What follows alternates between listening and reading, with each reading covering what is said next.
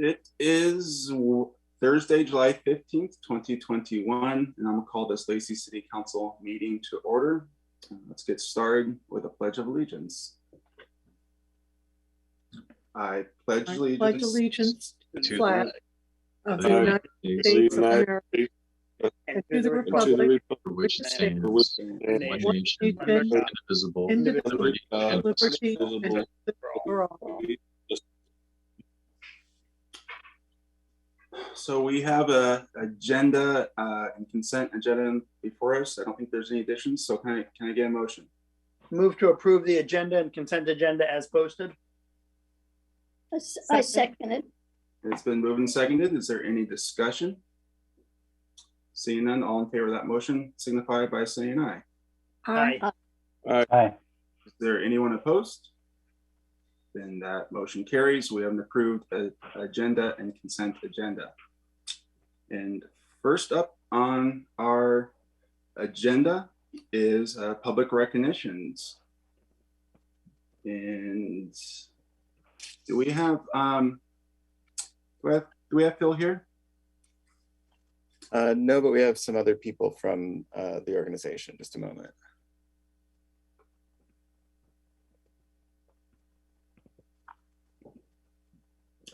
You know when they're here.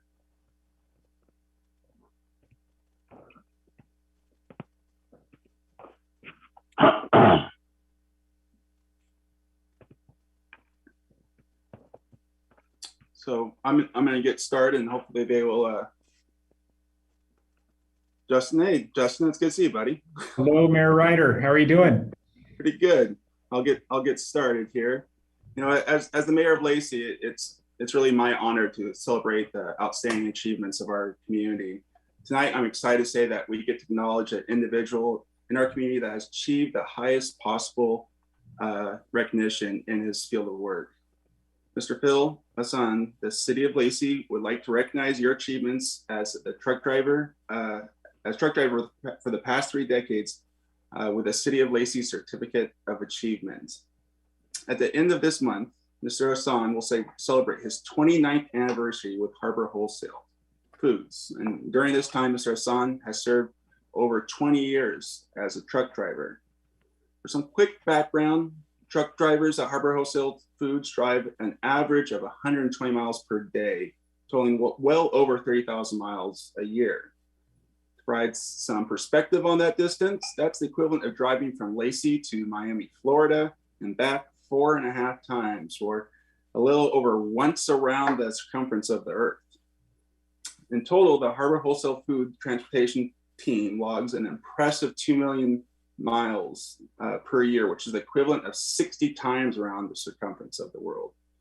Mr. Aasen has the great distinction of being recently inducted into the International Food Service Distributors Association Truck Drivers Hall of Fame.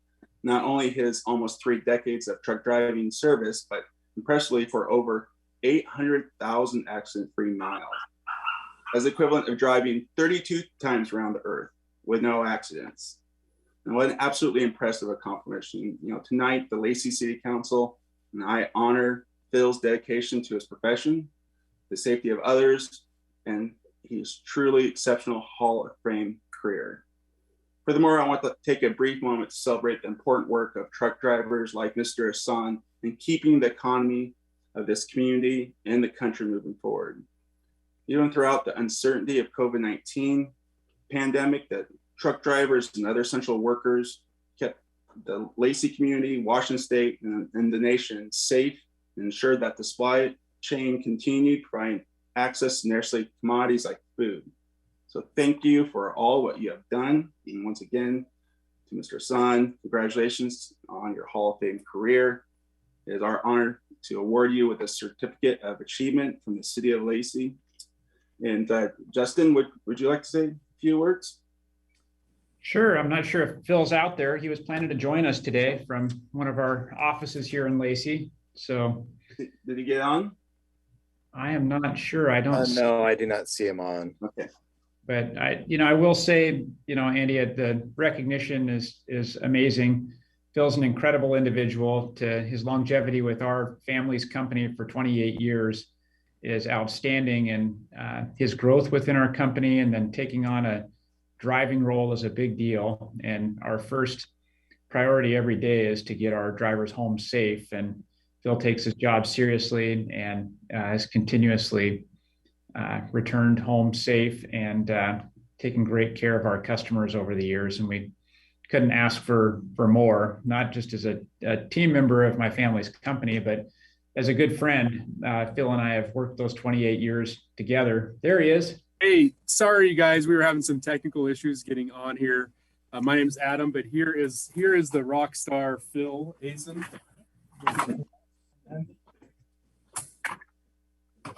Hey, Phil, congratulations. You want to say a few words?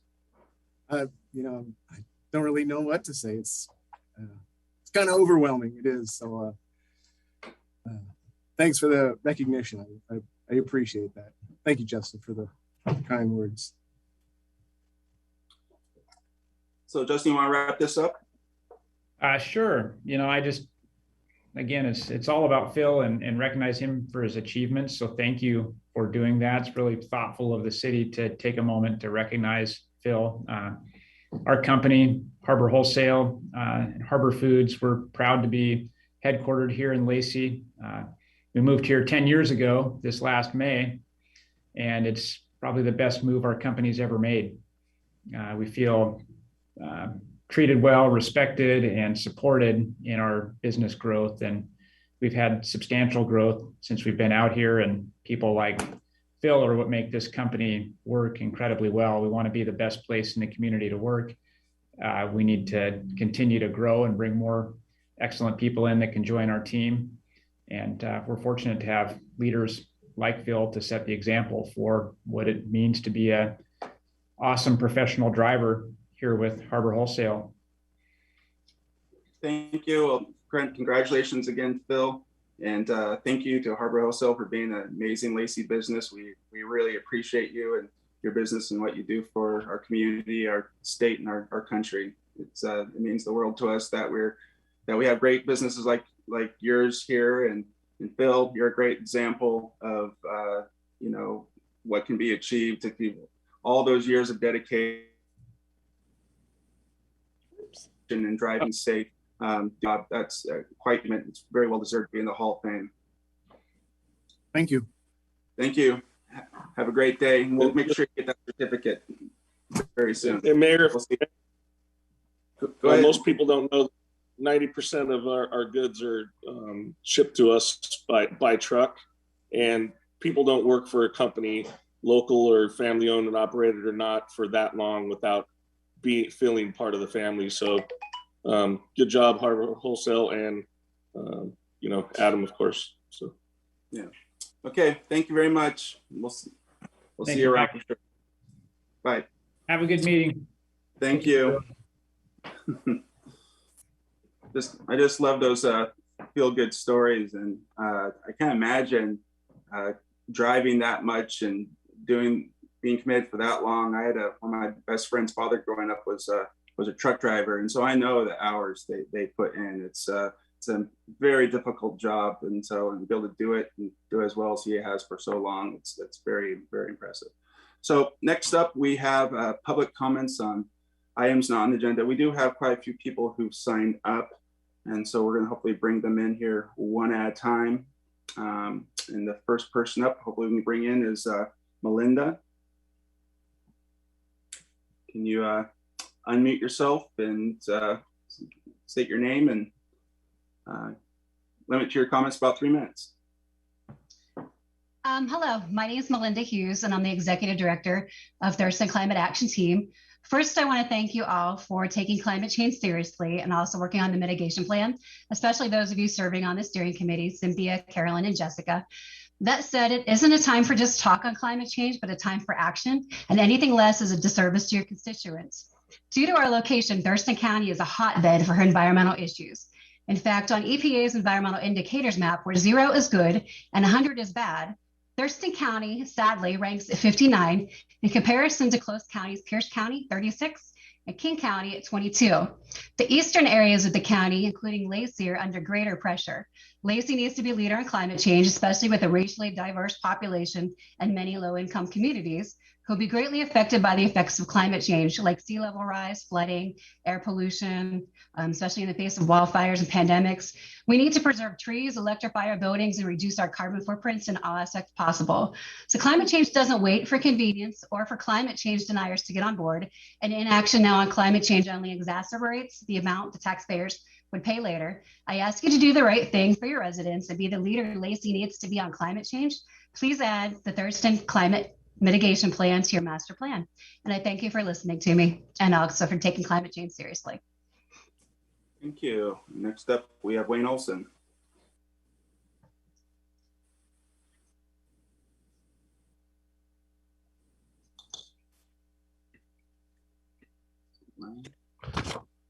Mayor Ryder, Deputy Mayor Pratt, and council members.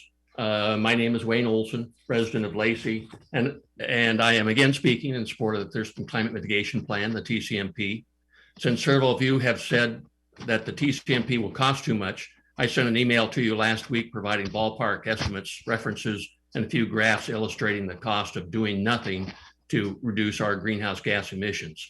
I would like to highlight a few of the points made in that email with a few further examples. As a retired naval officer, oceanographer, and meteorologist, I learned early on that you need to tell the admiral what he needs to hear, not what he wants to hear. So I'm not going to sugarcoat my comments today. First of all, the cost of action will be expensive, but it can be successful. There really is no other option. After decades of indecision, so-called moderate or compromise levels of action will simply not be enough to save our descendants in the out years. Aggressive action is required to bring our worldwide carbon emissions to net zero by 2050, which can cap our world average temperature from increasing 2 degrees Celsius. Estimated cost globally for is double-digit to triple-digit trillions of dollars, with some expert estimates of 1.5% to 4% of global GDP annually. In comparison, the cost of unchecked climate change will be many times more. Leading economists estimate reaching 2 degrees Celsius of warming will cost the world $69 trillion by 2100 just to fix the damage. Passing 3 degrees Celsius of warming will cost 5% of GDP annually, and passing 5 degrees Celsius warming will cost more than 10% of GDP annually. Other research suggests global GDP per capita will decrease 7% to 23%. That's the equivalent of multiple COVID pandemics every year.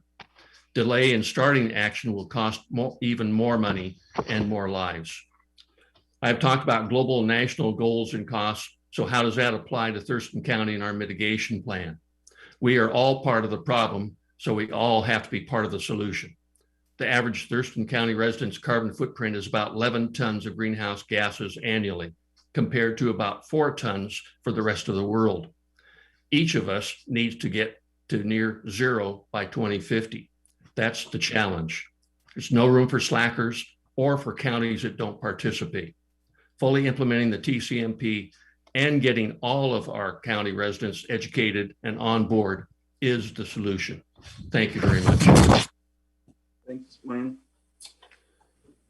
Let's see, next up is Caroline.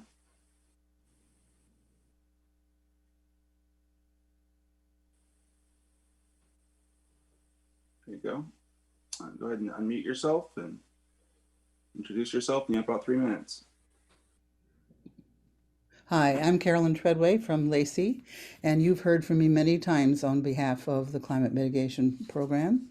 I'm asked for time today because I have a new urgent concern, and so my basic message is the same as it's been for several years. Please incorporate the Thurston Climate Mitigation Plan as part of our long-term master plan for the city. My new concern is the extreme heat. And everybody who lived through June 27th to 29th knows what I'm talking about. And I got it. I got it at a whole new level, viscerally and cellularly, what is in store for us if we don't make changes and decrease our greenhouse gases. Our outdoor thermometer registered 110 degrees many times during those 3 days, and it was in the shade measuring that. Even though I had the fortune and privilege of being inside my own air-conditioned dwelling, at times the air itself seemed so oppressive that it was hard to breathe. If the extreme heat had considered on and on, or if I had had to stay outside, I would very soon have been in serious physical difficulty. I know this. I believe that June's extreme heat event is only a harbinger of what is to come. It's a wake-up call for us that we need to heed. There is a direct link between climate change and extreme heat events. And I have sent each of you a message with a link to one of the articles. I mean, there are many articles and reports coming out right now about this. And this article is from Inside Climate News. Quoting the article, the extreme temperatures have shaken scientists' fundamental assumptions and understanding of heat waves and have triggered concerns that we may have reached a climate tipping point. The late June high temperatures killed 800 people in Oregon, Washington, and Canada.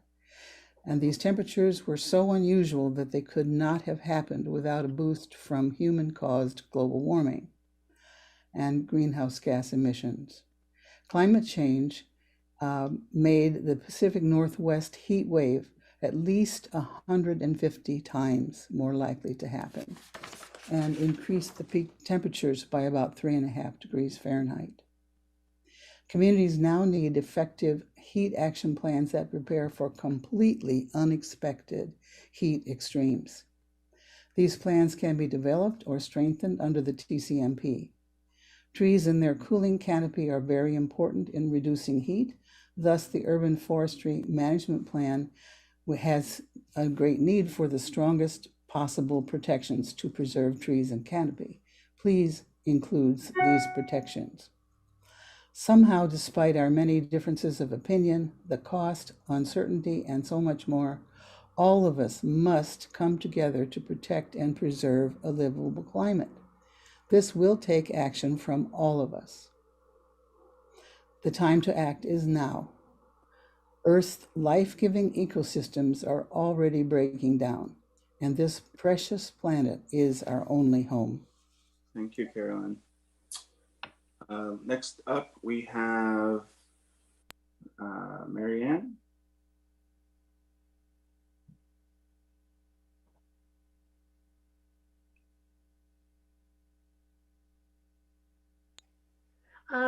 Did you say Mary Ann?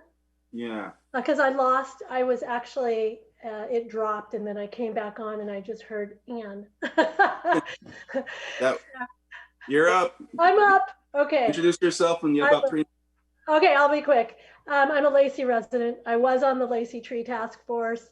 It's funny that I have to ask this, but please pass the Thurston Climate Mitigation Plan. I'm mostly really here, though, to speak for the trees and the Urban Forest Management Plan. I do not support removing the language of 5 trees every 3 years in the UFMP. Even though it's probably going to happen, the thought is the language that residents need to have 4 trees per 5,000 square feet is adequate enough.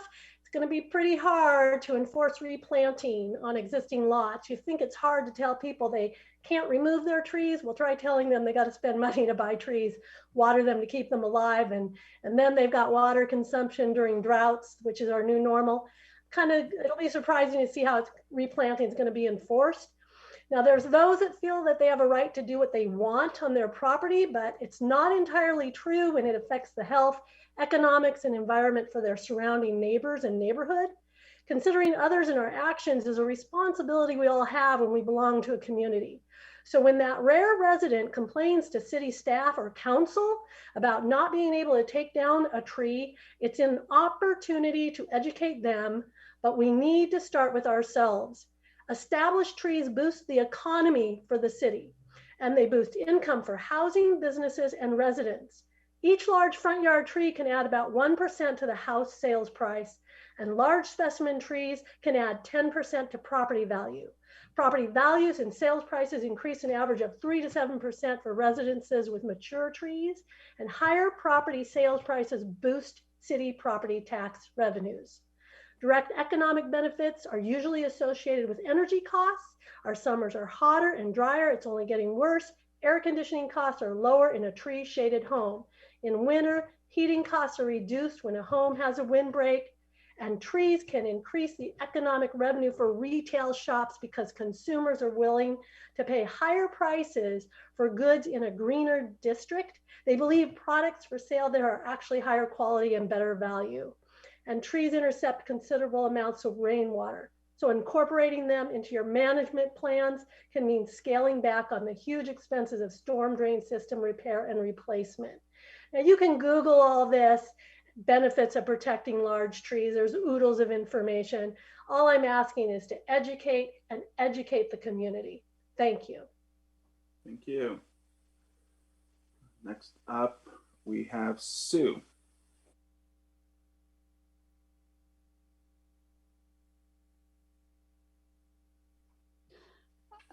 Good afternoon. My name is Sue Medeiros, and I'm a resident of Lacey. I'm also calling to talk about the climate mitigation plan. When I was in New Orleans about 35 years ago, I met an old gentleman on the trolley. He told me that he'd come there during the Depression to work. The organization that he worked for had accomplished a massive clear cutting of trees to make way for progress. None of those people knew any better at the time. He told me that it was the greatest regret of his life that he had been part of those actions, and asked me and my children to do a better job taking care of the planet than he had. Since I moved to Lacey 4 years ago, hundreds of trees have been taken down.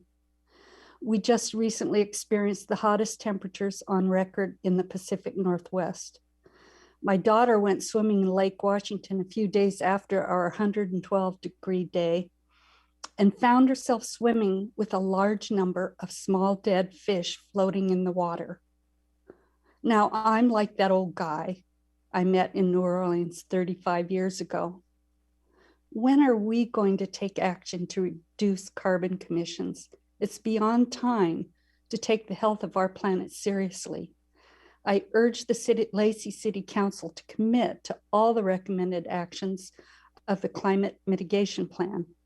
We can do this together, my friends. Thank you for listening. Thank you, Sue. Next up, we have Ashley.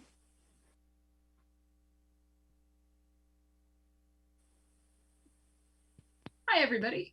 How's it going? I'm here representing the Woodland Creek and Covington Court neighborhoods. And we are really close to the Palm Creek headwaters, which is where it's a piece of land that is being proposed to be developed into a park and trail system, along with the Greg Coyo larger park. And as a neighborhood, we have worked with Parks and Rec. We've sent a letter and a petition.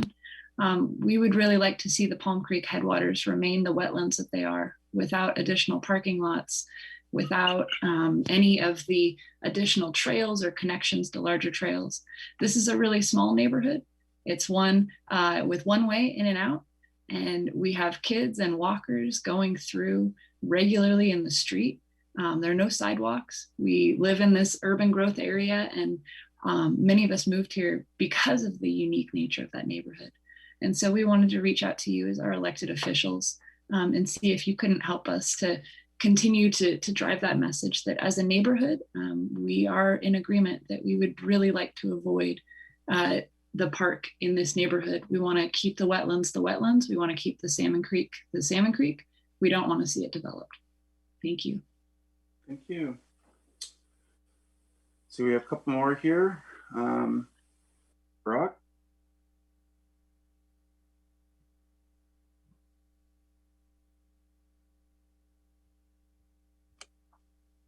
Hi, everybody. Thank you so much, council members. Really appreciate all your work on these issues. I want to share a couple excerpts from a letter from my temple, Beit Hatfilah, in Olympia.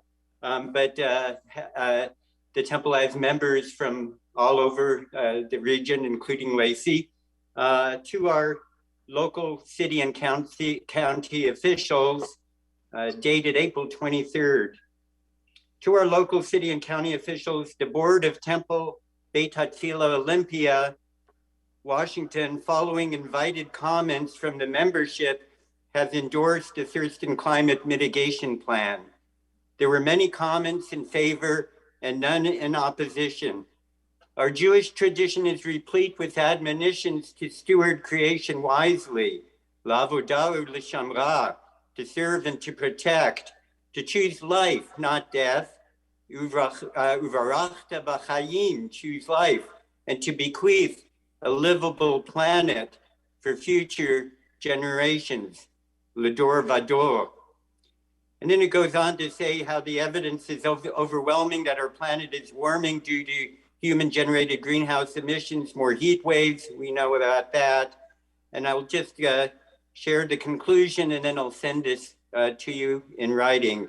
The Thurston Climate Mitigation Plan provides the blueprint for carbon emission reductions while promoting more livable neighborhoods, energy-efficient buildings, a clean energy grid, transition to electric vehicles, and more jobs.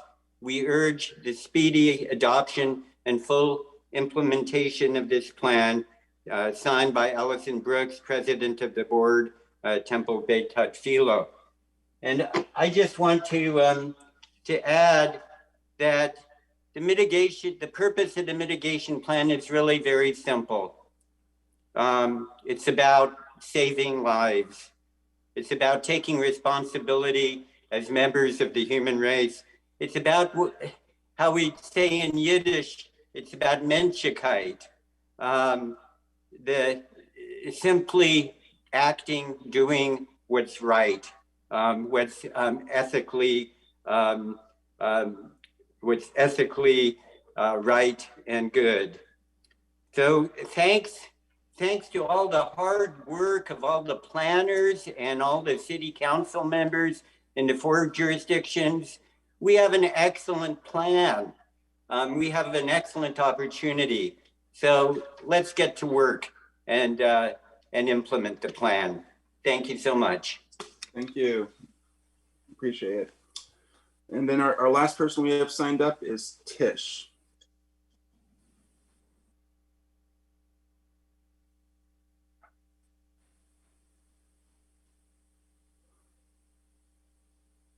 There you are. Just unmute yourself and. Yeah, I didn't have a mute button that I could unmute. Now I have one. Oh, that was actually me at the climate hike. Thank you, Mayor Ryder. Thank you, members of the City Council. Thank you for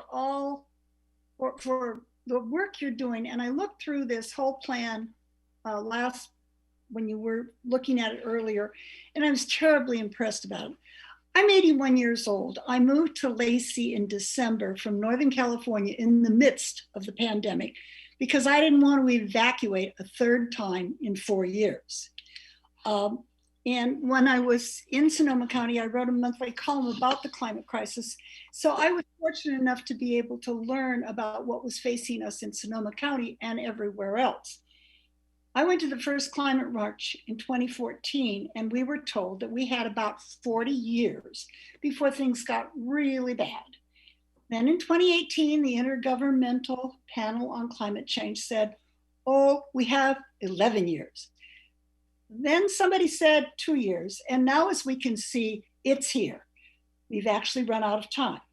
We have to act now because if we don't, everything else, every other issue that we care about is going to become moot. And we have to act on every level. Personal, yes, but also at every level of government, including local, state, and regional. Actually, more progress has and is being made at these levels than anywhere else. But we're all concerned about how much will this cost? And it is going to cost, I kid you not. But the cost of not dealing with this will be so much more. And it'll be a cost that we won't get a vote on. I first evacuated to Lacey Olympia in 2017 during the Tubbs fire in Santa Rosa. It burned nearly 37,000 acres and cost $1.3 billion. we lost 6,000 residences, by the way. And fortunately, only about 50 lives. Fortunately, I say, because it could have been so much worse. In 2020, wildfires cost somewhere between $130 and $150 billion nationwide. But we're also looking at unprecedented drought and heat waves. I lived in Seattle in '61, and I was so surprised when I moved back at how much hotter and drier it is here now. Governor Inslee just declared a drought emergency in Washington. Droughts can cost an average of close to $10 billion each. Only hurricanes are more costly than droughts. We've just been through a millennial heat wave, the hottest weather we've ever had on record in the Northwest. While the ultimate human and financial toll of this heat wave won't be known for some time, we do know the toll taken by major heat waves over the last 4 decades, during which the 10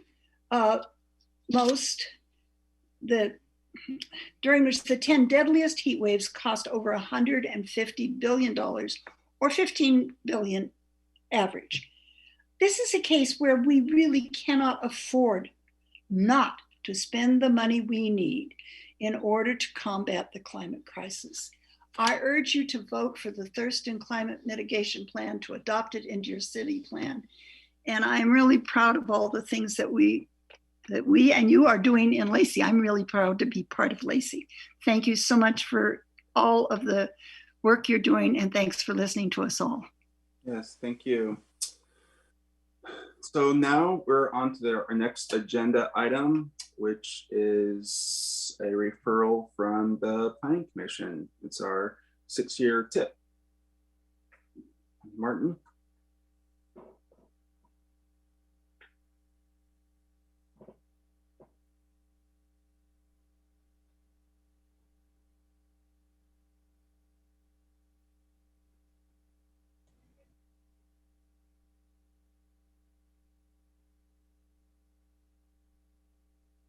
You're still on mute. I'm sorry. It kicked me out of the website for a second there. Let me share my screen.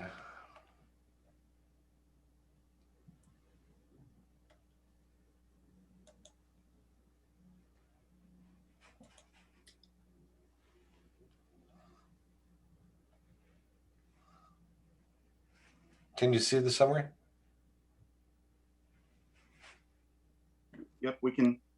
Yes. Okay, thank you. My name is Martin Hoppy. I'm the city traffic engineer. It's this time of year again, every July. Transportation Improvement Plan, what we call the TIP, is a state and federal requirement. The main purpose of the TIP is to track state and federal grants and list regionally significant projects. All projects must be consistent with the Transportation Comprehensive Plan. This year was a little bit odd with the reintroduction of congressional earmarks. So we were trying to get on top of it, and we applied for a couple of grants. And the one we wound up applying for is the right-of-way for College Street Corridor Phase 3. So we put that one in, or readjusted that one to the next phase.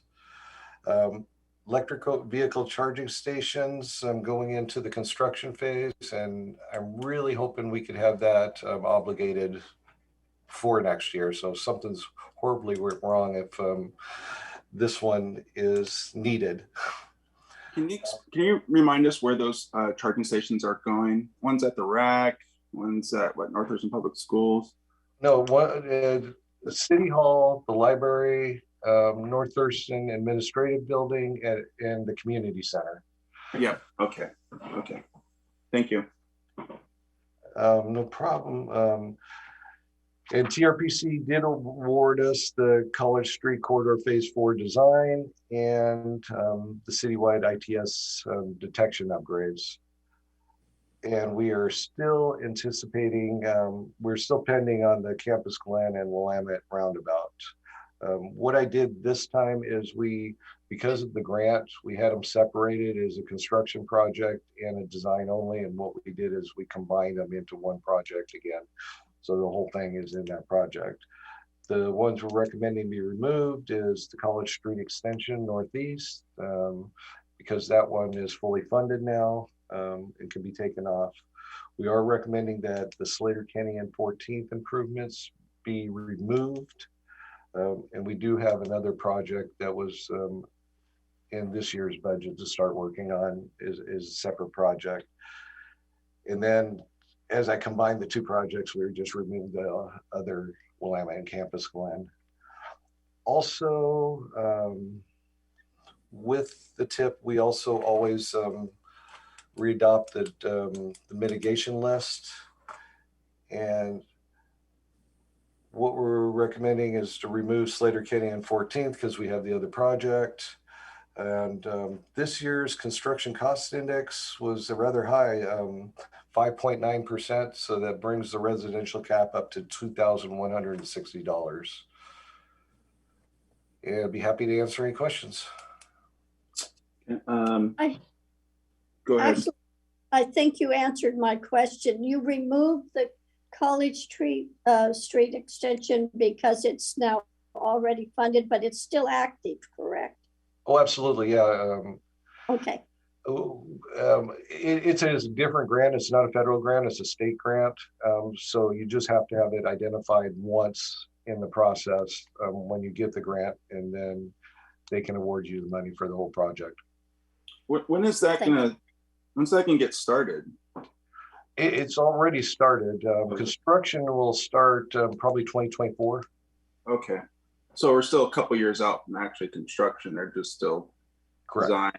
That's okay. That's a long time coming for everyone who's been around for a bit. I mean, that's been on the books for as long as I can remember. So that would be a nice little addition instead of having to go through the neighborhood, which most of us do, is go to that neighborhood to have that straight shot there. It'd be great. Councilmember Kunkel. So I understand the purpose of the roundabouts around 29th and College. That makes sense. That's a pretty busy area. But 4 blocks away from an existing roundabout near Mountain View on 16th, is that I don't know what was it that made that decision nominal? What we did is we did a full College Street corridor study, and one of the things that's kind of interesting about College Street, if you drive down it, a lot of people jockey between the lanes, going back from the inside to outside lane. So, and there's way too many access points. So the intent was to restrict most of those access points to right in, right out. And that the roundabouts gave you the ability to have a U-turn fairly close by. It's interesting. I didn't see the need for one on 16th, but I don't think it'll hurt either. So thank you. Yeah, that College Street plan is another one of those plans that's been in place since well before any of us have been on council as well. Oh yeah. I really appreciate the one on the corner there where Mountain View Elementary is. That was desperately needed, especially for the afternoon school traffic. It was an absolute nightmare. And you try to go north on College Street and make a left turn. It's not happening in certain times of the day. It's a nightmare. So, Councilmember, glad that is great. I would just move to approve the 2022 6-year transportation improvement program, also known as the TIP, and the transportation improvement mitigation list as presented. I second. That's been moved and seconded. Is there any other discussion? Pretty straightforward.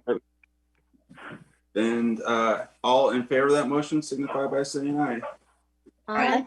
Aye. Is anyone opposed? Then the motion carries. Thank you. Thank you, Martin. Next up, we have the city manager's report. Thank you, Mayor and City Council. One report before you is the mobile outreach team. We're going to have Chief Almada provide that background, and then we'll have an update on our CDBG process after that. I'll just bump in here. There's a ordinance for council's consideration first.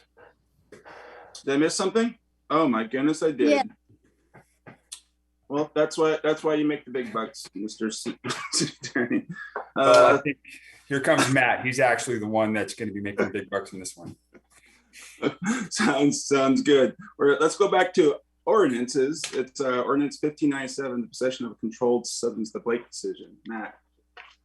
Good afternoon, Mayor, Deputy Mayor, Council. My name is Matt Sharp. I'm an Assistant City Attorney and Prosecutor. I've enjoyed representing City of Lacey since 2013, and I'm happy to be before this body today.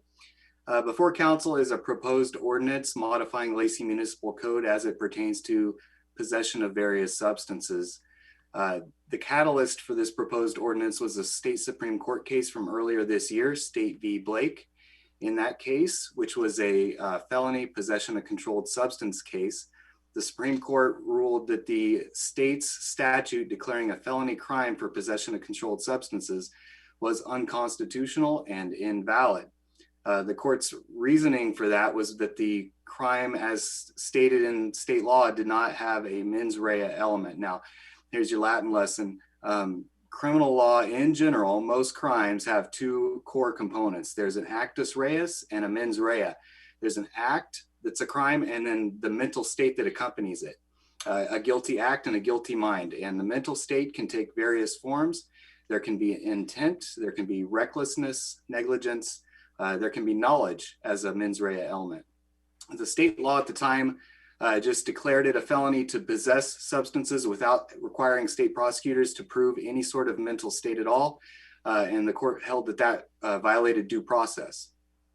So in response to that, the city attorney's office reviewed Lacey Municipal Code for any crimes of possession at the misdemeanor level that we have that could be vulnerable to argument analogous to that made in the Blake case. We found some opportunities for improvement in the Lacey Municipal Code on that front. Possession of alcohol by minors, marijuana by minors, possession of legend drugs without a prescription. All of those do appear to be analogous. While we haven't had a challenge and we don't expect any necessarily, it seems appropriate given this new case law to modify the Lacey Municipal Code to require this office to also prove a mental state of knowledge of possession. And I'm happy to illustrate this with any hypothetical scenarios. I love doing that, but I'll skip that for now to save time. If that's requested, I can do that. Before council is this proposed ordinance, and there are two components. The first component addresses that mental element in the existing crimes of possession in Lacey Municipal Code. The second component is the city attorney's recommending that the council adopt a new section of the Lacey Municipal Code that would be analogous to the current state law pertaining to possession of controlled and counterfeit substances. So in reaction to the Blake case, the state legislature renewed its possession of controlled substances crime, adding a mental element, decreasing the penalty from felony to misdemeanor, and also including an explicit requirement that on first two contacts with law enforcement that they be diverted on a pre-charge program to treatment, and then encouraging prosecutors to further divert once cases have gone past those first two rounds, been charged, and land on a prosecutor's desk. So I want to make it clear to council that the question before it today on that second section is a practical one. Council isn't being asked to decide whether or not it's illegal to possess controlled and counterfeit substances in the city of Lacey. That's already decided. It's illegal. It's state law. That's a crime to possess those already. The question before council, when it comes down to practicality, is who will prosecute that? Will it be prosecuted by the Lacey City Attorney's Office or the County Prosecutor's Office? City Attorney's Office is recommending that the council pass this ordinance and have prosecution go through our office. We already have all of the infrastructure in place via our prosecution of other crimes, and we're already working on those possession of marijuana, alcohol by minors, and so on cases. So we have a track already established for rehabilitative resolutions on these cases, referring folks to treatment via the probation department of Thurston County District Court, who the city contracts with for court services. So we would not be reinventing the wheel to take on this new set of cases. Further, we're not expecting many cases. Once marijuana was legalized in 2012, we saw a decline in possession charges in general. It's hard to predict with precision, but this office's best estimate at this time is that we would see maybe an increase of about 10 cases per year. And this office can maintain that caseload. That shouldn't have a big detrimental effect at all. So I'm happy to answer any questions about this. So we had a long conversation about this in our public safety general government committee. And so I know this is sort of coming before that report out, but yeah, we asked quite a few questions about this. Well, this really comes down to is who do you want prosecuting these cases? Is it Thurston County or is it the city of Lacey? And it was the recommendation of the public safety committee. I'm sorry to get ahead of you, Deputy Mayor, who chairs that the city of Lacey be the jurisdiction that prosecutes that. So I just wanted to give that 2 cents before we go forward. Can I get a motion? I would move to adopt Ordinance 1597, amending sections of the Lacey Municipal Code related to crimes of possession and adding a section declaring possession of a controlled substance a minor misdemeanor crime. I second it. It's moved and seconded. Do we have any discussion? Lenny, and then we'll go to Mike. I just have one question, and it's, I don't know that you can even answer it, but a little confusion. So how does possession not already have in it the intent part? Because, I mean, there's knowledge, right? You said knowledge can be the mens rea. If you possess it, then there's obvious knowledge that you possess it. So I'm not sure I understand that part. Thank you for that question, sir. I love doing this. So a couple of examples. For example, say a family is going to watch the holiday fireworks that just happened, and they're at the park, and a parent who legally can possess marijuana has some in their backpack for various legal reasons, and they ask a minor child of theirs to help with the load of stuff, getting it from the car to the campsite. The minor child grabs the backpack, doesn't know what's in it, but they do possess marijuana at that time while they're too young to do so. Another good example, probably my favorite one, is the high school dance with the old trope of somebody spiking the punch bowl. Nobody knows what's in it, but they love that punch, have a good time. Later they're out in public and exhibiting effects of consuming alcohol. They would technically be violating Lacey Municipal Code and committing minor in possession of consumption of alcohol without knowledge. It seems to be not just a matter of this case, but a matter of justice that the city should probably have to prove some sort of knowledge of that possession or consumption. Thank you. It's two very good examples for sure. So any other discussion? Seeing none, it's been moved and seconded to adopt this ordinance 5476. All in favor of that motion, signify by saying aye. Aye. It's ordinance 1597, by the way. Yeah. Is there anyone opposed? Then the motion carries. Thank you very much. Boy, I really butchered that whole ordinance there, but I think we got it right in the end. Thank you. Appreciate it. Now we're on to the city manager's report. And there's no mayor's report. I'm just going to try to help. There's a bunch of things I can report on. This has actually been a really busy week. Just yesterday, we had a change of command ceremony at Joint Base Lewis McChord. Really, it's the garrison commander, which is really the equivalent of the mayor of Joint Base Lewis McChord, has changed out now. Colonel Lamps has come in. I got the chance to meet him. He already knew about the city of Lacey and about knowing that we support our military and our veterans here. He was very excited to meet me, and wants to get on the schedule to come down to Lacey and have a tour of the hub, which he's already heard as well. So that was great. The Major General of the Army's 4th, or the Air Force's 4th, was in on Sunday, and so I had a chance to go up to McCord and meet him, and also give him a presentation of the hub, and that was really great. You know, you don't get very many opportunities to talk to and shake the hand of a Major General, and so that was really neat. And he had heard about Lacey before he got here as well, and was excited to meet me and hear more about what we're doing to support our veterans and their families here in Lacey. So there's just a couple things that have just happened in this past week.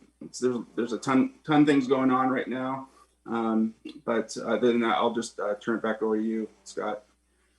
Thanks. So we have Chief Almada here with us today. He's going to be discussing the mobile outreach team, and so I'll hand it over to the chief. Thank you, Scott. Good evening. I'm Robert Almada. I'm your Chief of Police. It's good to see everyone. Good evening, Honorable Mayor and Honorable Deputy Mayor and esteemed council members. Before you this evening is a request to fund a program known as Mobile Outreach Teams, or MOT. This proposal builds upon our success in conducting outreach and providing coordinated entry into services for the most vulnerable members of our community, the homeless and those experiencing emotional and mental crisis. As you know, the police department has partnered with the Community Action Council to provide outreach and coordinated entry into social services for persons experiencing homelessness, as well as those people in mental and emotional crisis. Our prior CAC partner, Mitch Mitchell, has accepted another career opportunity, leaving a significant void over the past few months. CAC has had some difficulty filling his position. We have reached out to Olympic Health and Recovery Services and have developed persons experiencing mental and emotional crisis and provide service referrals. They would also provide regular outreach to our homeless population, providing consistent and ongoing case management. We believe that this process will help to develop trust and a willingness to engage in coordinated entry into services to improve living and housing conditions among our most vulnerable community members. The MOTS will free up police officers to respond to and address crime issues and to assist persons in immediate danger, as delineated in our new 2021 legislation that we've already discussed. I should also mention this program qualifies for Medicaid match, which will help offset approximately 45% of the cost of the program, which equates to about $144,000. I'm asking that the council to approve the MOTS program in partnership with the Olympic Health and Recovery Services and to approve the first year funding of approximately $177,000. Thank you for your consideration of this proposal. I'd be happy to answer any questions. Can I get a motion? I would move to approve the mobile outreach team proposal. Second, Cynthia. It's been moved and seconded to adopt this mobile outreach team in the citywide, and which consists of 4 full-time equivalent positions as well. Discussion. Let's go Councilmember Cox, then we'll go to Councilmember Stedman. Well, I can't tell you how excited I am to see this happening. I think having these workers here is going to take some burden off our police officers and have more contact that's more comfortable for the people that we're trying to help. Olympia has seen some success with this already, and I think it's a model worth pursuing, and good on you, and let's hope it works. Thanks. Thank you. Councilmember Stedman. Yeah, this is great news. We've talked about a hybrid model like this for years with EMS. I know I'm the alternate now, and Lenny's the primary on that. But anything to help our officers actually do their job, their primary job, and that's, you know, protect the residents and public safety and being a part of the community in a positive way is a plus. So this is great. This is well needed, and it's been needed for a long time. So this is great news. Anything else? Obviously, I'm excited with this as well. You know, this is one of those things that we will continue to, I think, have for quite a long time. And I just recently gave an interview with Olympian about what's it like to be now the largest city in Thurston County. And it's I'm very proud of the city of Lacey and where we've come from when I was growing up here and it was just a small town to now where we're at. But in order to maintain the quality of life that I know we've all become accustomed to, that our constituents are demand of the city of Lacey, we have to have resources for issues like this, that it's a part of the world that we live in. And in order to address it, we need resources, at play. And this is one of those resources that you're right, we have needed, we do need. I think this will start going a long way. It's doesn't solve all the issues that we have, but it's another tool in the toolbox. And I'm proud that we're here and be able to hopefully pass this today. It has my full support. That being said, we have a motion and a second to enter this partnership with Olympic Health and Recovery Services to establish a 7-day-a-week citywide mobile outreach team that consists of 4 full-time equivalent contract positions. All in favor of that motion, signify by saying aye. Aye. Aye. Does anyone oppose? Then that motion unanimously passes. Thanks, Chief. I'd just like to say thank you to the council. I appreciate your leadership on this issue and your support. It's been unwavering, so thank you so much. Appreciate it. Yep. Keep up the great work, Chief. Thank you. So the other item before council is an update on the community development block grant process. You've had a couple briefings. I'm going to provide Shannon Kelly Fong, our assistant city manager, is going to provide you a quick update and a recommendation to queue this up for final action at our next work session. So John can bring in Shannon.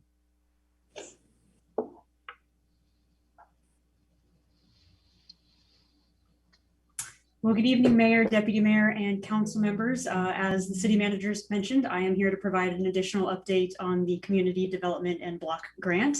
I'm going to share my screen with you all. Can you all see my screen? It's coming up. Almost. There it is. Great. Well, just as a reminder, I was before this body last week, and the city had just received a letter from HUD indicating that the city did meet the criteria and could be an entitlement city, which again has a population of over 50,000.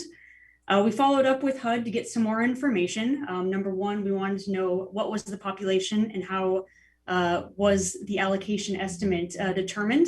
And we found out that the population estimate was 54,178. We also asked about how the allocation formula was used to determine the formula allocation for the estimate. And we were told that the city of Lacey would use Formula A, which, just as a reminder, I've put up here on your screen, it's indicated in the red box. So Formula A takes into account 25% population, 50% poverty, and then 25% overcrowding.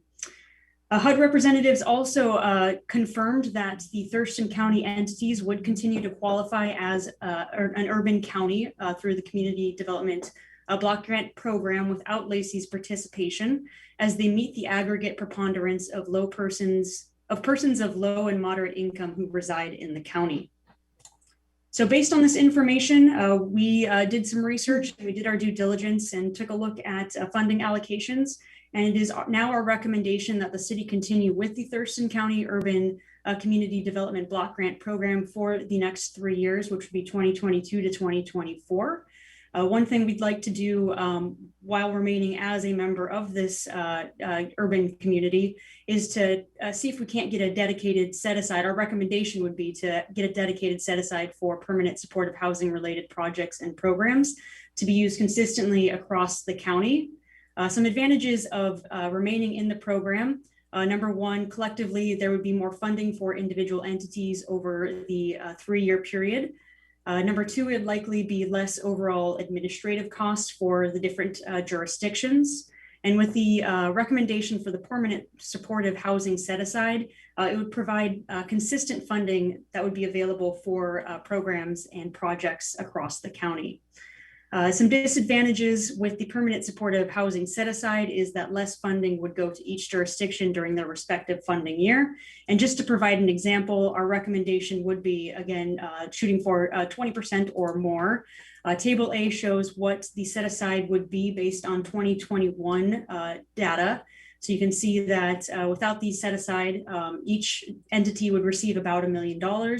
If you were to have the housing set aside of 20%, which you can see in table B, this would be reduced by around $250,000.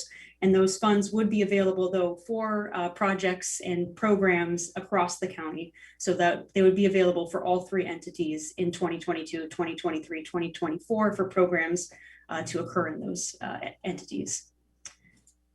So our recommendations, should the body want to move forward with that recommendation, would be to come back to the council on July 22nd during the work session and adopt the interlocal cooperative agreement between the city of Lacey and Thurston County, which would establish the eligibility to receive federal funding through HUD for 2022 and to 2024.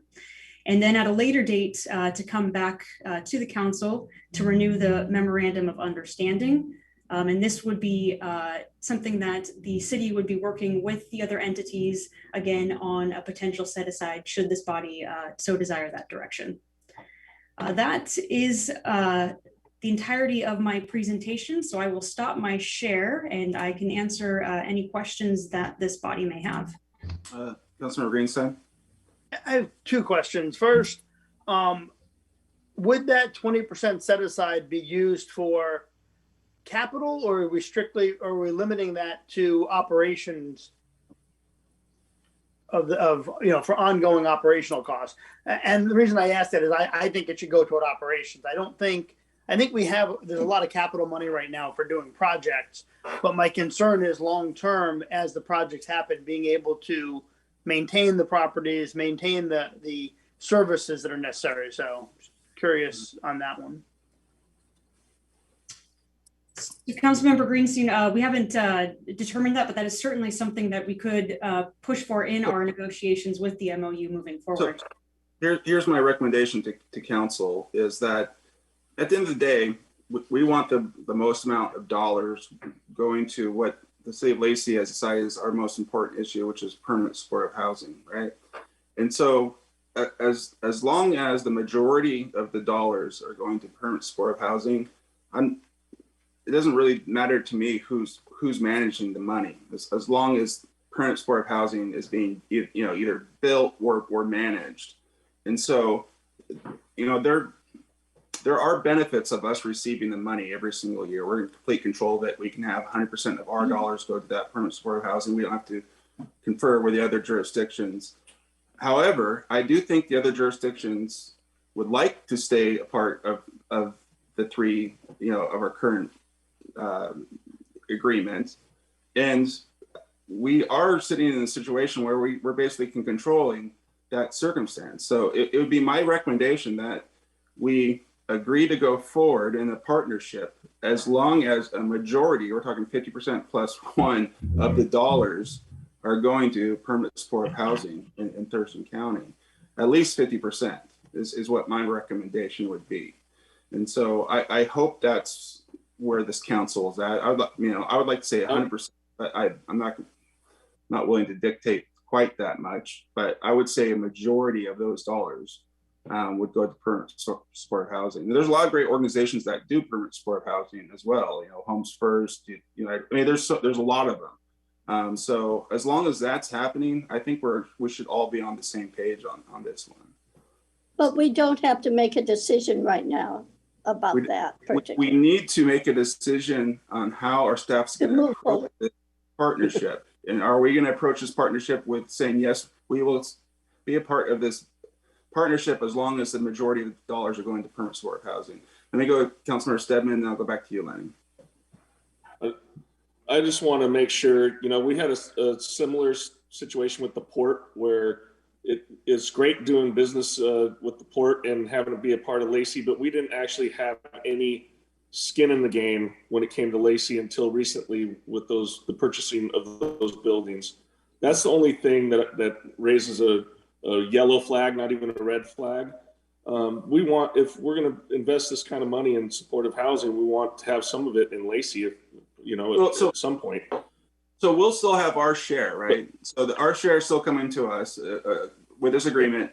How it goes is we get 1 year, Tumwater gets it 1 year, Thurston County gets another year. What we like to say is all of the partners will put a majority of their dollars to permanent supportive housing is what our request would be, right? So we're asking county and Tumwater to put majority of their dollars for supportive housing too. Councilmember, if you, I would give a head nod to your recommendation. Okay, Lenny, and then we'll go Councilmember Cox. So I support the staff's recommendation on this one for a couple of reasons. One, it's actually more money than us getting it each year. We actually get more money in the overall picture this way, even though it's every 3 years. So that's a plus. It also helps our neighboring communities, so that's another plus. I think demanding that, I like the 20% set aside. I think going to requiring 50% is us being a little bit too, I don't know, draconian maybe. I don't think we should dictate to the other jurisdictions how they spend their allotment. If we're going to continue to do it every 3 years. I do like the 20% set aside though, to fund the operations of the supportive housing as time goes on. So, let me just respond real quick to that. I understand where you're coming from. I've already had conversations with Mayor Kmet about this exact same thing. And actually Lacey is sitting in the catbird seat here. We have a huge part of this population and we don't have to be a part of this partnership if we don't want to.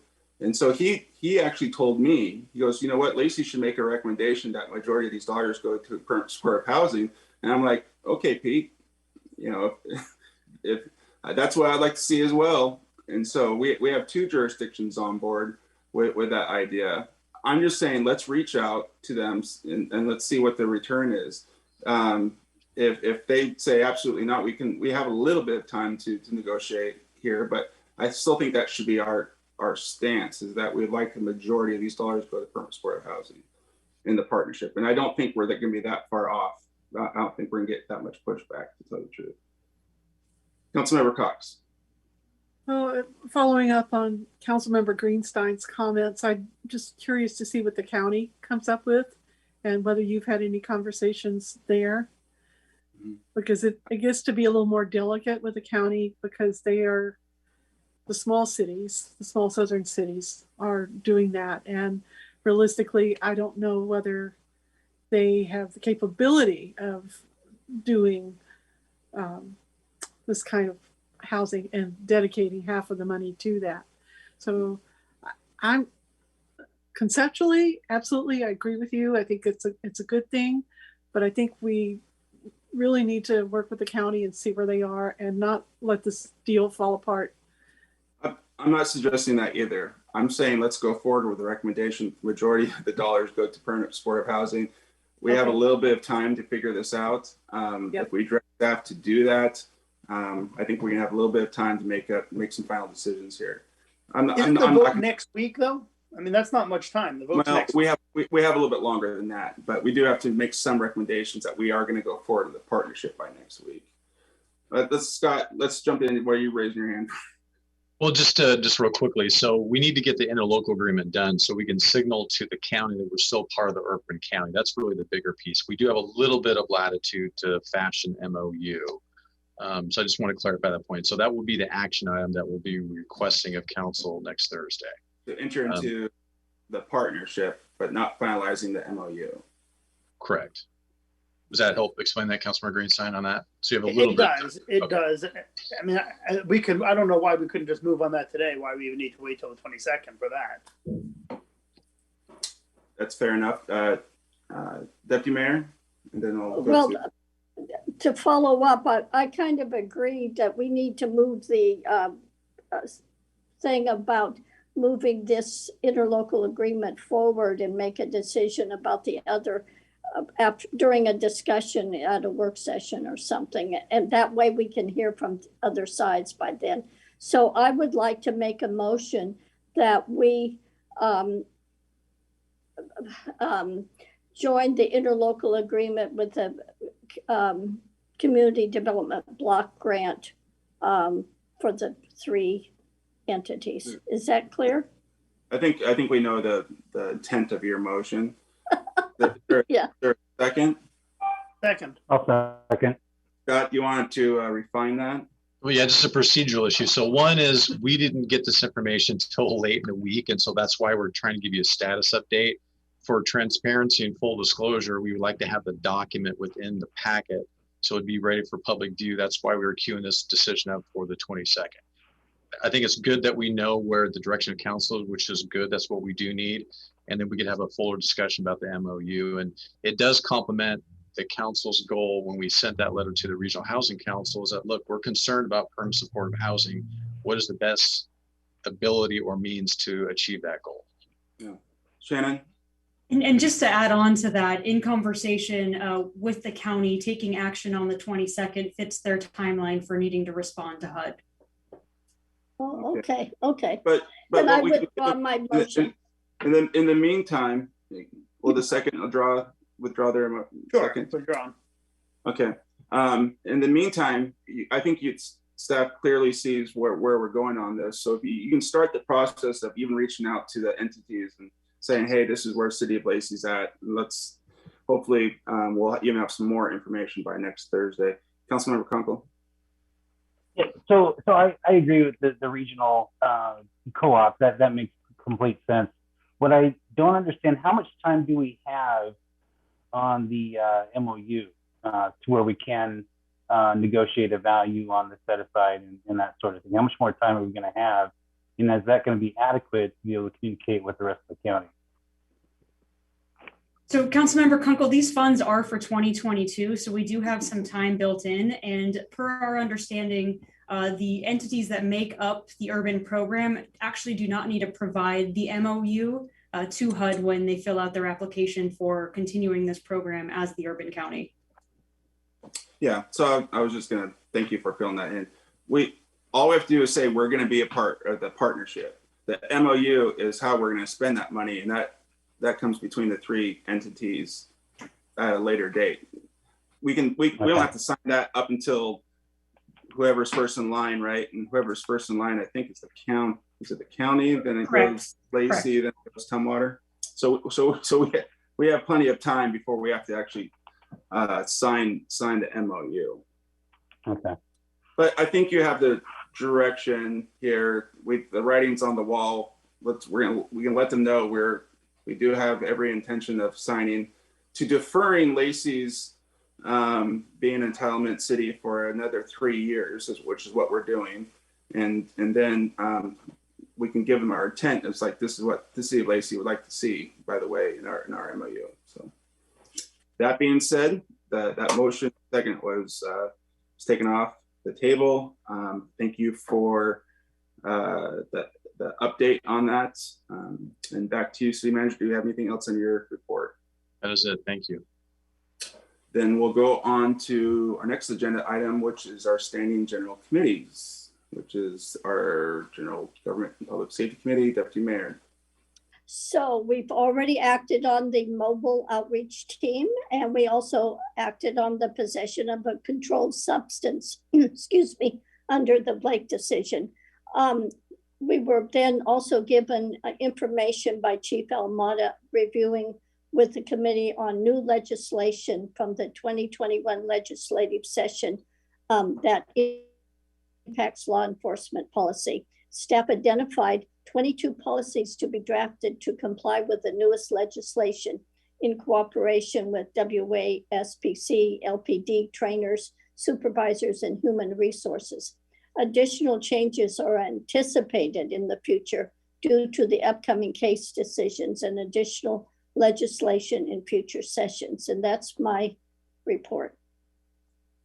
Thank you for that. And that it was a very condensed version of all the legislative actions that happened this past year when it comes to policing and some restrictions that put on. I just want to make it public here right now that I am very uncomfortable with a lot of the decisions that the legislature made. I know they probably made it in good faith, but many times they didn't think about the practical practicality of some of the laws that they passed. And, for example, one of the laws that they passed is that the police couldn't use tear gas without the permission of the highest elected official of that jurisdiction, which in this case would be, this happened in the city of Lacey, would be myself. And so I guess I would have to be on call, 24/7. And if I couldn't be on call, I have to tell the city I'm not in call, and the deputy mayor's in charge.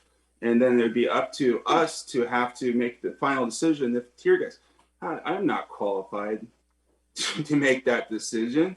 The deputy mayor is not qualified to make that decision. That is a piece of legislation that I'm not sure what they were thinking of, but the result of it is not I think our community being safer.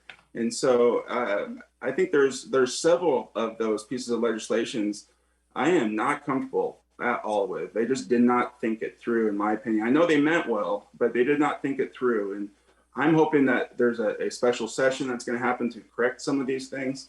But if not, in the meantime, I just want to let everyone know I am not happy. I'm not comfortable at all with some of this legislation that was passed. Deputy Mayor? So that's one of the examples I was going to give, is really weird and awkward for anybody that hasn't had to make a decision about tear gas, and there's a couple others that were just, I'm sure they meant well, but I just don't think they've been in the field for practicality's sake to understand what some of these things mean. So, but I couldn't name the whole 20 of them or whatever was listed. I can name several of them. I mean, for example, they took less lethal things off the table, like the beanbag shotgun, and so they took that completely off the table, which only leaves them officers with lethal forces to stop someone. I can't imagine that was the intention of that legislation, but that's the practical result of it. Councilmember Greenstein? I just wanted to say, Mr. Mayor and Council, to let you all know that I feel exactly as you do on this, Mayor. I think the unintended consequences are great on this, and because of that, I reached out to some of the legislators that that I have a relationship with, and actually have a meeting scheduled with the chief and Representative Barkis for the first week of August to meet about that and to talk to them about how he and others in the delegation may be able to help us get some of this stuff, changed and corrected. I appreciate that. Councilmember Kunkel? So dovetailing that conversation, a couple of issues come to mind. So if the mayor is going to be responsible for deciding on how to handle a riot and issue an order for riot control, the end result is the mayor or the council going to be held personally liable for any damage caused after that? That's one thing to consider. And the other thing that concerns me is that our state legislature did not allow law enforcement in any capacity to help them navigate some of these decisions. They were basically given the hand. We have it from here, we'll decide for you. And so I agree. I think that it's a mess. And I'm hoping that the mayor's right, and there could be a special session to try to clean some of this stuff up. So I'm just as frustrated as many of you on this council.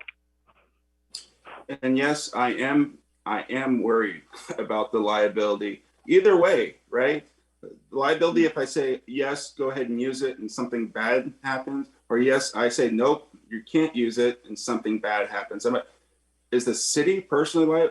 Am I personally liable in that circumstance? And is the city personally liable? I don't know that.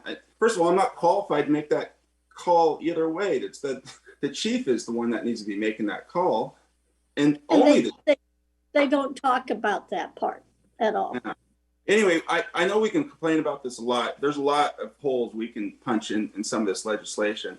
I do want to have direct staff to work with the chief and work with our state legislature on trying to find a better path forward on some of this for the safety of our community, our entire community. Like I said, I know they meant well.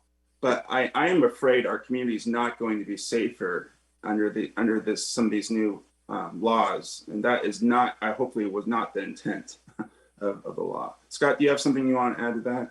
No, I completely agree with all the things that have been said. I mean, we're concerned too about this sort of the refocus of the liability on the officers that are trying to fulfill their duty. And so this is a discussion that needs to be had with our legislative delegation, and we'll make this a priority for our legislative agenda for the coming year. And if there's a special session, we need to have those discussions now.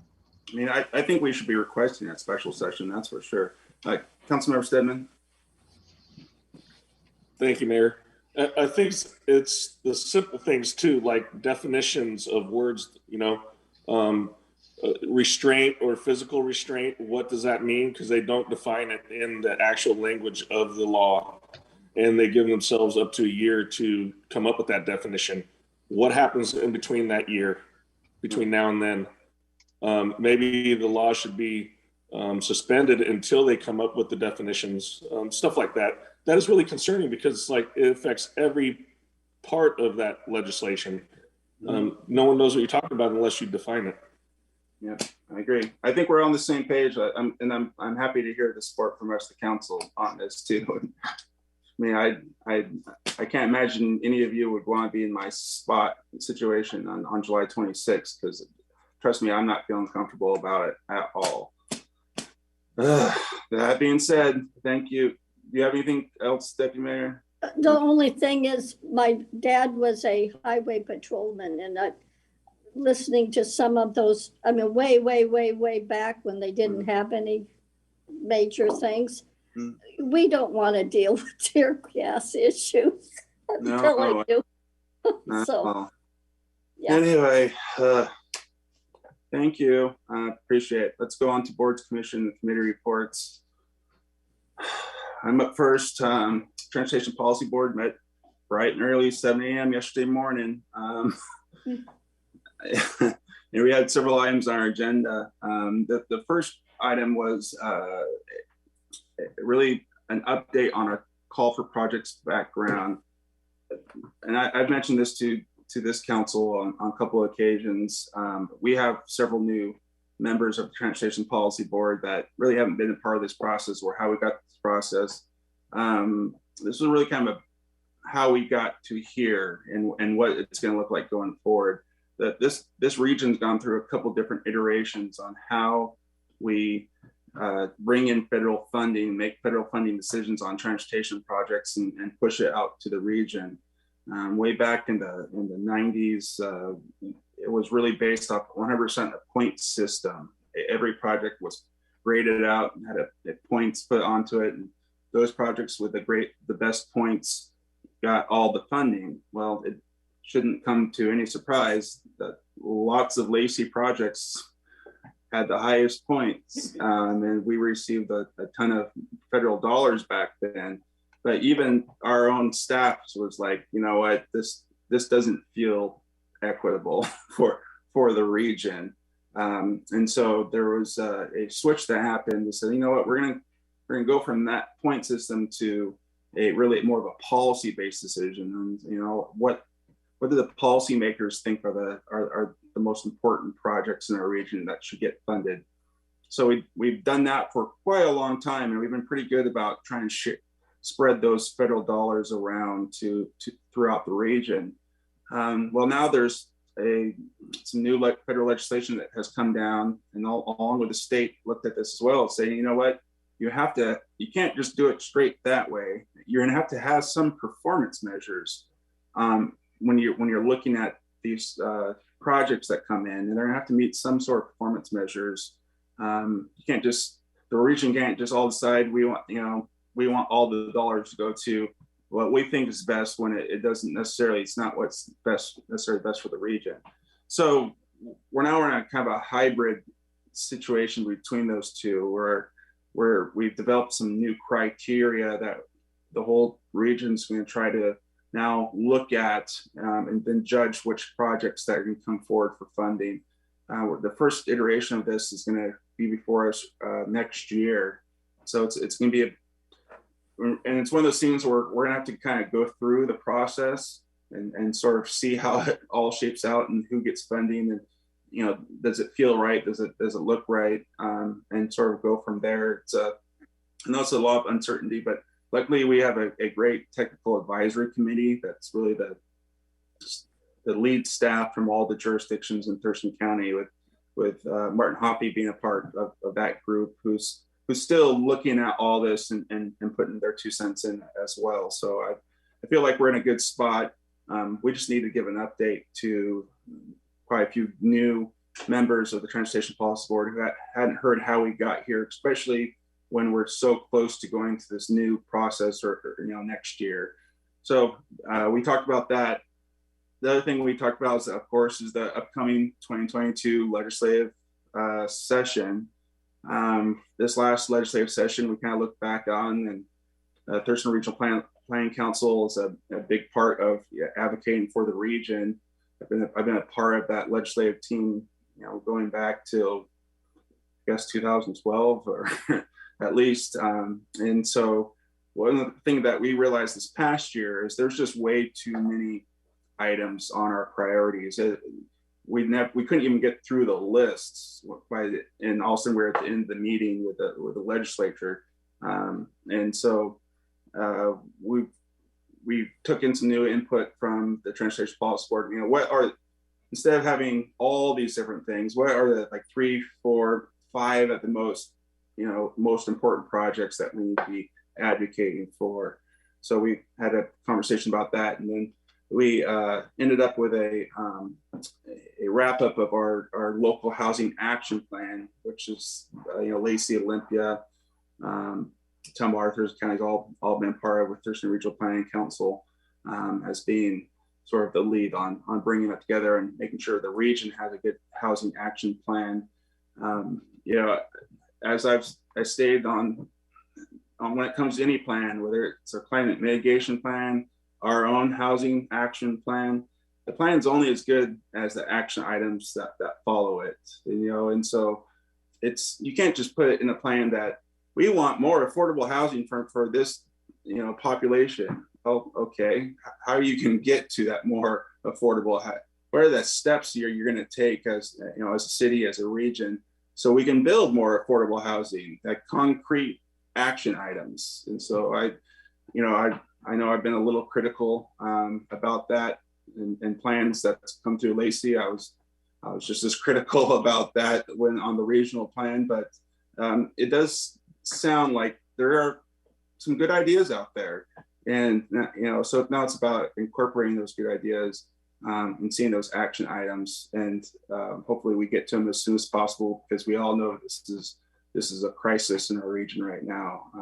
The cost of housing has gone up exponentially, and there's really no end in sight. The housing market is just as tough as that. You keep thinking it's going to slow down, like there's got to be an end here, but it just keeps going and going and going. And so we desperately need to get more units online, affordable units online as soon as possible. So I look forward to now taking a look at this plan, meeting with the leadership of the region who signed on to this, and really coming up with some practical solutions that we can all immediately hopefully get on and agree with. So good thing that came out of this, right, is that Lacey led on the accessory dwelling unit pre-approved plans, right? We're way out front all that. And then now, sure enough, Tumwater and the city of Olympia has adopted very similar things that has added more pre-approved plans to the AD units. And so now there's a pretty wide selection of ADUs out there.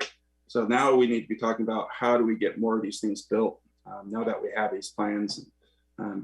So there's some good things on the horizon, but like I said, we're only good as our action items at the end of the day. Councilmember Miller, you have something? You're on mute. Other than a slightly itchy face, no. Okay, well, I'm always eager to call on you. Yeah, as you talk about housing, I remember that project that we approved on 15th, like a year and a half ago, and I keep hoping for that project to happen, and I just haven't seen anything. I'm very excited about getting some more inventory and some more housing online as well, and have been advocating for that for at least a good year and a half. So I'm right there with you. I'd love to see some more. So that's the end of my report. Next up is Deputy Mayor. So the Joint Animal Services Commission, or JASCOM, meets at a retreat July 19th, and then we're having a very short meeting afterwards. LOT does not have a July meeting. I have kind of a long report on the Olympic Region Clean Air Agency. We met July 14th.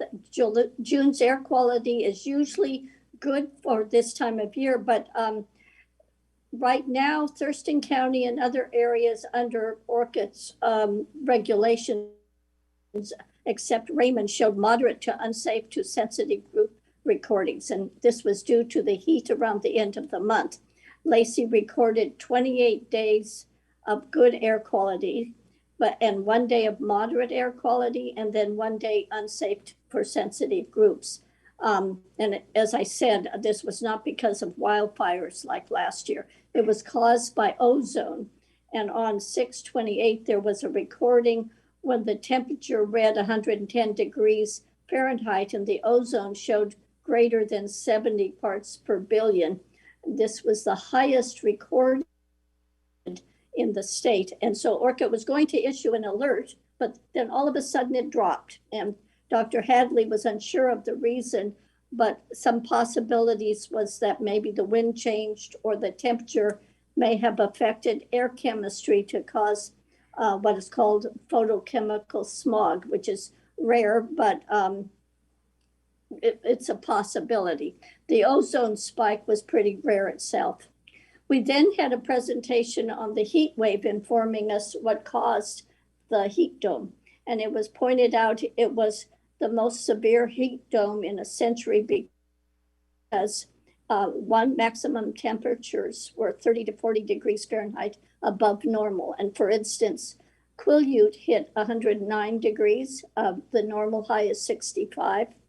Olympia reached 109, previously recorded at 105. And then Seattle hit 108 degrees. And this was hotter than it's ever been in Miami, Washington, D.C., or Atlanta. So that was pretty significant in the span of 3 days. Seattle accomplished what took 125 years to do, reach 100 degrees on 3 separate or more on 3 separate occasions. And what was noted was there's 3 ingredients that cause this. 1, high pressure aloft, and sinking air is associated with high pressure aloft. Sinking air compresses, causing the air to warm. And then the second ingredient is offshore flow at the surface. Air was also warmed as it descended the Cascades. And air moves, which you probably know, from high pressure to low pressure. Lows are counterclockwise, and then highs move clockwise. And our air usually moves from west to east, but in this case, it moved from east to west. So it kind of pulled things towards right over the Pacific Northwest. And then the third ingredient, obviously, is the time of year. The sun around this time is fairly powerful, and the days are long, meaning more time for solar heating. And then, of course, there was no wildfire smoke in the skies to block out some of the heat radiation. And it's been predicted now that these rare events will become more and more frequent as climate change occurs. Because of the hotter and drier weather, outdoor burning was shut down, including recreational burning, and no burning permits were issued starting around the end of June, which is about 2 weeks before normal shutting down of outdoor burning. The wood stove swap out program ended also in June. However, and this is really important for anyone listening, their ORCID is awarding recycling awards for their old wood stove swap out. So they've just, so rather than they aren't continuing with the program, but to recycle their old stoves, they will award $100 and not $500, which is quite a bit more. So you need to contact Orca if you want to get rid of your old wood stove. The finance director was happy to report that no reserves had to be needed for the end of the fiscal year. So $25,000 was added back into our reserves, and it's always kind of pulled out and budgeted as a possibility. So this was good. One of the big items was Orca's director, Fran McNair, announced she is planning to retire the end of January 22. Although she is willing to stay a little longer for transitioning to a new executive director if necessary. Personnel committee was formed with Chair Jim Cooper from Olympia, Greg Brotherton from Jefferson County, and myself to begin the process. Some of you may know, but maybe not all of you, Lacey previously did the recruitment process, but we are not able to do so this time. So Jim will ask if Olympia or Tumwater can do that. And then lastly, there will be no December meeting unless a special meeting is necessary to work through any recruitment needs. And that's the end of my report. Thank you. Councilmember Cox, do you have a report? Councilmember Cox. Carolyn? Let's go on to Councilmember Greenstein. I do not have a report, but I just a couple of quick things. TCOM has had some communications issues lately with the new phone system. So we're working through them, but there have been a couple of issues with actually being able to handle all the incoming 911 calls. Particularly, I think it was day before yesterday when we had multiple brush fires along I-5 and the call volume was extremely high. But they are working through those problems with the vendor for the new system. And the only other thing is EMS will be meeting next week to finalize and give the final budget presentation that will go before the county commission. That's all I have.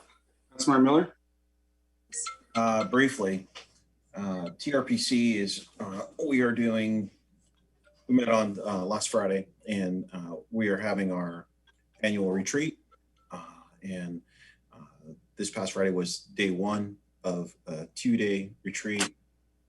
The day 2 being on the 26th of this month. Not a lot to report from day 1 of the retreat, more redefining the mission and the goals of the council. LTAC did meet yesterday, and we were able to open up again. If you guys remember last year, we had to shut off the access to the funds. Nobody could put in an application because it was, a pandemic, and we weren't sure, how those revenues were going to decrease, even though we had, good projections from Troy Wu and good direction from Scott Spence. But this year we will be accepting applications again, starting next month. So those for the 2022 year. So all those people who were not able to apply for LTAC funding this past year will get another opportunity this coming year. And that is it. That's my report. Then I'll go on to Councilmember Stedman. Thank you, Mayor. I do not have a report, but everybody knows it's almost the Olympics time.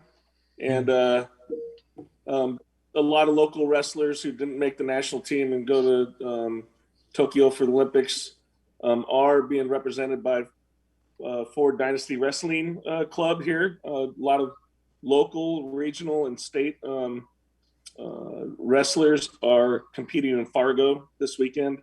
And, if you don't make the Olympic team, it's the next best thing. It's kind of like, I'm drawing a blank on like the World Cup or the Pan America Games, stuff like that. So I just want to give him a huge shout out. Not many people know, but Coach Ford is a national juniors coach for the USA, and that they took second in the nation. I think they lost in dual meets. They lost to New Jersey, but they beat everybody else, and not many people know that. So huge recognition from the hard work and dedication of our fine youth. And they go from age 5 years old all the way to open, which, you know, you could be 80 if you wanted to and wrestle. So, you know, they're doing great things on big stages, and I just want to give them a big shout out because, you know, our youth is our future. So thank you. Councilmember Kunkel.